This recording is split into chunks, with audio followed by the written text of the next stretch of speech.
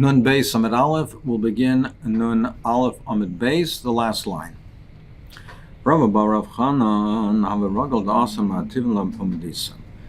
He would regularly travel from Artavina to Pumbedisa. Omar, he said, so when he was still in his home, he said that he wants his shvisa to be in Tzinsa, to be in that area. So that which was midway was between these two areas, between Pumbedisa and Artivna, and that way he would be able to travel to Pumbedisa, since he declared that his shvisa would be in Tzinsa. Therefore, he was kind of that would make it accessible. Pumbedisa would be accessible to him because Pumbedisa was within 2,000 amas.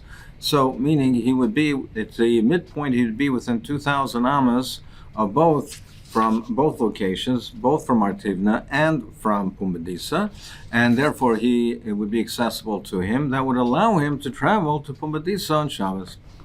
So apparently, this was permitted, that he was matrid, even though he did not set out on the journey, and therefore he was not considered to be an ani, he was considered to be an osher, and he was kind of shvisa with a verbal declaration, by just verbally declaring that since this should be his shvisa, even though he was an osher. Abai asked him, "My daita, why should you say this is good? You're saying that this is, and you're able to have a valid shvisa just by making a verbal declaration. What's your reasoning? Because Rabbi Yehuda, halachic Rabbi Yehuda. Because just paskin like Rabbi Yehuda, well, there's a machlekes Rabbi Yehuda, we paskin like Rabbi Yehuda. And Rav Chisda said, machlekes b'makam pleni. He said the machlekes between them is when a person says that his shvisa should be in makam pleni. He's making a verbal declaration. And therefore, according to Rav Chisda, Rav Yehuda is matir even for an osher, even in the case where he's making a verbal declaration when he says she's also makam pleni. So that's your reasoning. I asked him about the fact there, V'ha Rav Nachman, the Tanya Kavase, but Rav Nachman argues on that, and Tanya Kavase and the Brisa supports Rav Nachman's opinion that even according to Rav Yehuda, he only is matered for an osher, not when he makes a verbal declaration. It's only when he says b'mekaimi, when he's at the place where he's kind of shisa. Only there he's matered, even though there's no pas, even though there's no bread. But to make a verbal declaration, even Rav Yehuda's maida, it's only by an ani, not by an osher. And since over here he did not set out on the journey, he's considered to be an osher, not an ani. Amrlei Hadrabi, he said, I retract my heter. You're right, and therefore you cannot rely on this, and therefore he retracted it, and for the future use he would not rely on this. Rabbi Bar Chama says, we learned that if a person is Shabbos, he is kind of shvisa, he's in a certain place when Shabbos begins, yesh le'dalet amas, that in addition to the alpayim amma that he has 4 amas. If he's kind of shvisa, he's in a certain place, so he's kind of shvisa. He has his dalet amas, that's considered to be his makam. Now, beyond the dalet amas in each direction, he has alpayim amas. So really, he has 2,004 amas in each direction. So now we learned that by a case of Shabbos. So he asked the question, what about a person who puts down bread, he's not in that location. What about if he does it by putting down bread over there? Does he also have the additional 4 amas in that case? Does he also have a total of 2,004 amas? Rav said, Tashman, let's bring a rhyme from the following. As we learned, that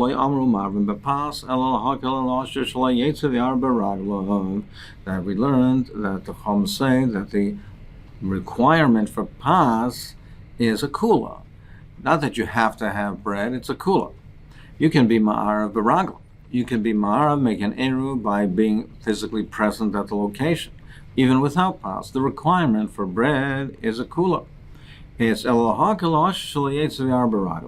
kula. It's a kula for the wealthy person that he doesn't have to physically go to the location of where he's shavis, where he wants his chum to the Erev to be, where he wants his shvisa to be. He can send a messenger with bread. Now, the Amrat Ein Loi. Now, if you're telling me then the case where he is kind of shisa with pas, he doesn't have these 4 amas, then it comes out it's not a kula, it comes out that it's a chumrah. Because if he is ma'arav baraglov, if he personally is present in the location, he has 2,004 amas. Now here, if you're suggesting that if he's ma'arav with bread, and he's not physically on the location, he sends a shliach to be ma'arav pas that he doesn't have that 4 amas, it's not a kula, then it comes out it's a chumrah. He has less area. Mora says, no, that's not a raya. We would still term this as being a kula, because he prefers it in any event. Even though perhaps he's losing 4 amas in each direction, it would still be viewed as a kula, so that he doesn't have to bother himself to physically go out into the location. It would still be considered to be a kula. Therefore, you cannot bring a raya from this. We can't bring a raya, and we can't bring a proof from this, and therefore we were not poishet the shaila. The Rosh says, even though they weren't poishet the shaila, but nevertheless, the halach is that he does get the dalet amas, because we don't find anywhere a chilik between the 2 cases, and therefore the halach in both cases you do have the extra 4 amas. Zak the Mishnah, Mishi also, a person who went there of Shabbos, leilach be'ir shemarim bo. He went out, he set out to another city that is accessible to him on Shabbos only if you make an erev between the 2 cities. So he has a house in one city, and there's a house in another city, and there's approximately 4,000 amas between them, and therefore he can only travel to the other city if he makes an erev between the 2 cities, at the midpoint between the 2 cities. If he makes an erev, which therefore the other city will be accessible to him as well. So he went out with the intention of making an erev Shabbos, and his friend told him to go back. His friend told him that it's either too hot or too cold, he should go back. Now, he, in any event, though, did make, even though he didn't reach the other location, he verbally declared a point to be his specific location. In the midpoint, he verbally declared it to be his Malkum Shvisa.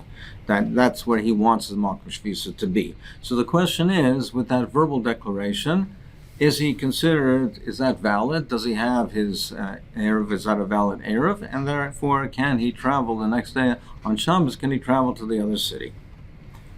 So who Mutelelach? He is allowed to go to the other city on Shabbos. We say that his verbal declaration is valid, but the rest of the people in the city, they cannot go to the other city. It's not valid. So we'll see in the Gemara what's the difference between them. Divrei Rav Yehuda. That's what Rav Yehuda said. Rav Meir says, no, this person could have made an error with pas. He could have put bread down and made an error, and he didn't. Therefore, the Erev is not valid, and it's a chamar gamal. It's considered like a donkey driver and a camel driver. He can only travel in the places where the 2 tchumim overlap each other, where the tchum from the city that he's in, where it extends to, and where the Alpai Mama from the point where he verbally declared his Erev to be, where those 2 places overlap. So for instance, if his house is here, he has 2,000 amas in this direction, and then if he verbally declared an Erev to be at the 2,000 amas away, the 2,000 amas between them he can go, but he cannot go 2,000 amas in that direction, from the Erev to that direction, or from the city to the other direction. He can only go in the area where they overlap. It's like a chamar gamal. A donkey driver leads from behind. A camel driver leads from the front. If a person is leading both a camel and a donkey, he has to go from the back to the front to the back. So he's going constantly between the areas that are between the two. Here also, it's just by way of an example, the person can only travel in the areas that's common between the current location, the house that he's in, and the area, the spot that he verbally declared to be his Makom Shvisa. So Rashi explains that, according to Reb Meir, he says the fact that the person made a verbal declaration that he wants his Makom Shvisa to be in a specific location, that means he has given up, he's renounced his current location. So he's not kind of where he currently is. And he can't be kind of in where he declared, because since he's an Osher, he's a wealthy person, he cannot make a verbal declaration, and just making a verbal declaration is not valid because he's an Osher, according to Rameir. So therefore, he doesn't have his current location, he doesn't have the other location, so therefore he can only go in the area that's common to both of them. That's the only area that he can carry with. The Gemara will explain this in more detail. Zok the Gemara. So the Reish of the Mishnah said that if the person turned back, his friend turned him back, he said it's too hot, it's too cold. It says that according to Rav Yehuda, he says the person, the traveler, the one that set out on Erev Shabbos, he is kind of Shvisa in the designated location. He can go to the other city, but the other members of the city, the current location, cannot. So, what's the difference between he and them? The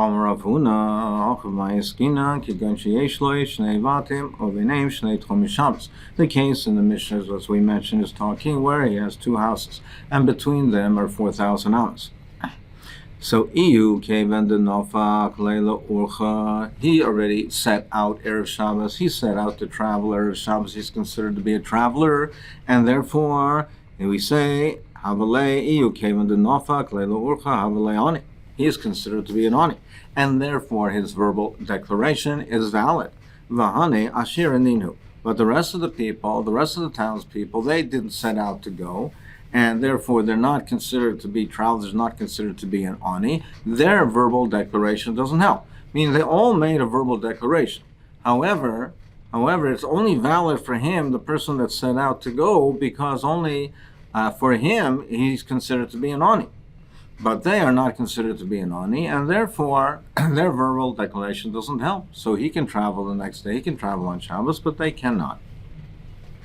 So the question over here is, what is the significance of that he has a house in both locations? Why is that significant? Simply, if a person set out on the journey, then we would say is that if he set out on the journey, then is considered to be an ani, and therefore his verbal declaration should help.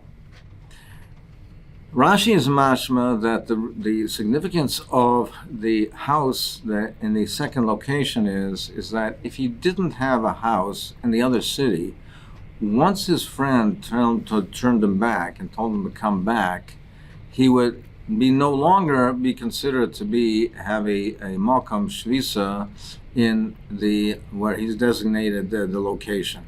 Meaning, we would say once he's turned back, he's renounced his verbal declaration, and he's come back, and therefore he's come back to his city, he's come back to where his house is, and he's renounced his verbal declaration. However, since he has a house in the other city,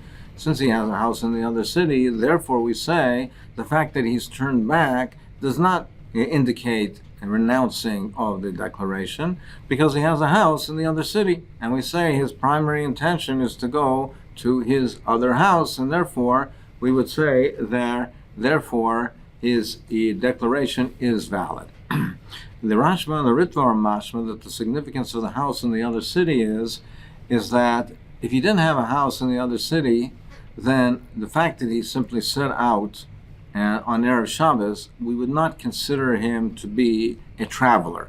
We would not consider him, therefore, to be an ani. The fact that we consider him to be an ani, a poor person, he's a traveler, he's on the journey, is because he has a house in the other city. So therefore, we consider him to be a traveler going to his other house. Therefore, his verbal declaration would be valid. Tanya Namahachi, we learned this in the Bryce as well. Mishi Yesh Lo Shnei Vatma, V'neim Shnei Tchumei Shabbos. He has two houses and there's two tchumim between them. Came once he starts off on his journey to his other home, Kana Eruv. He's kind of the Eruv. It's valid. Diva Rabbi Yehuda, that's what Rabbi Yehuda said. Yes, Sir Al Kain, Amar Rabbi Yossi, Rabbi Yehuda, Rabbi Yossi, the son of Rabbi Yehuda, went even a step further. He said, even if his friend encountered him, and he told him that he said, stay here in the city, don't go. It's too hot or it's too cold. The next day he can still go, he can still travel. Now the Gemara analyzes what is the Yisrael Al Kain, what is it that Rabbi Yossi and Rabbi Yehuda is adding.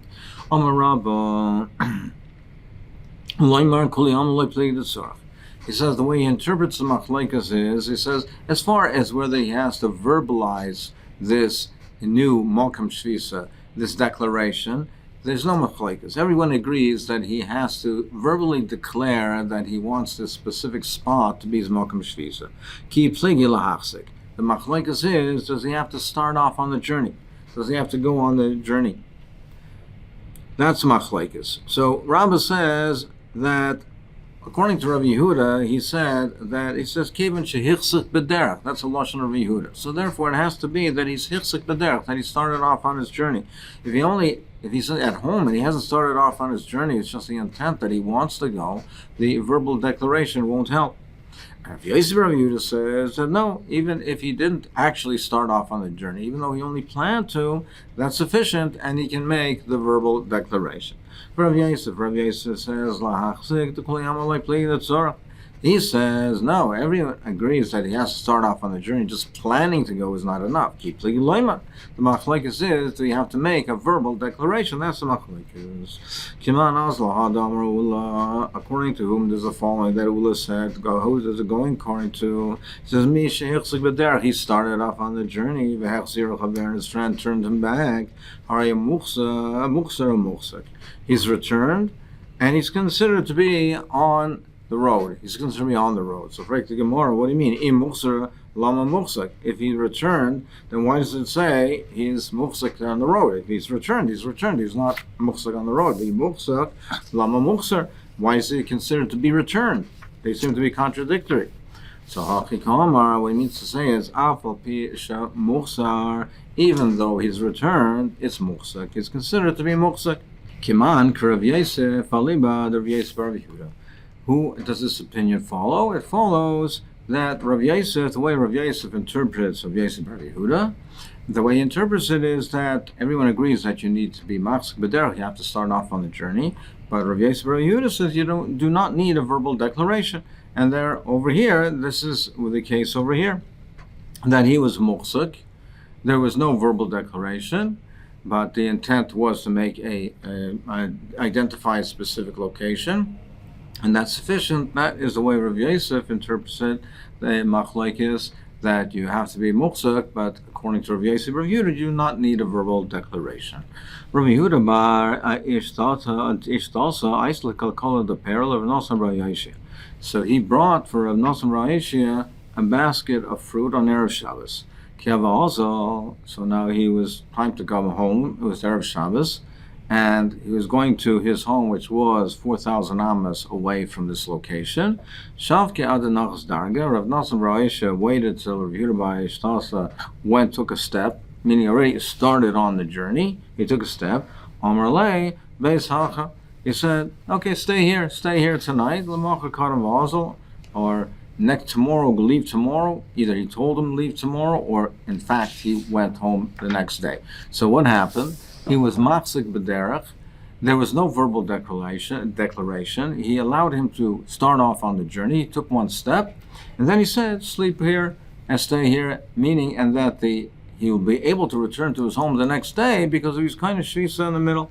So Kiman, according to whom does this go? Rav Yosef, Rav Yosef Bar Yehuda. It was going like Rav Yosef, leave it Rav Yosef Rav Yehuda, that as long as he's machzik, even though there's no verbal declaration, it's valid. It's a valid error. What's his like? No, maybe it's Karamba, leave it Rav Yehuda, maybe that the case we're talking is over here, where even though it didn't mention, but maybe the case in fact is speaking where he did make a verbal declaration, and therefore it's going according to Rabbah, Valibid Rav Yehuda. So therefore you have no raya. Rashi points out that this really could be going according to Rav Yosef, because it also says that according to Rav Yehuda you need a declaration. There's no machlokes in that respect, but he mentions Rabbah because we paskin like Rabbah and Rav Yosef, we paskin like Rabbah.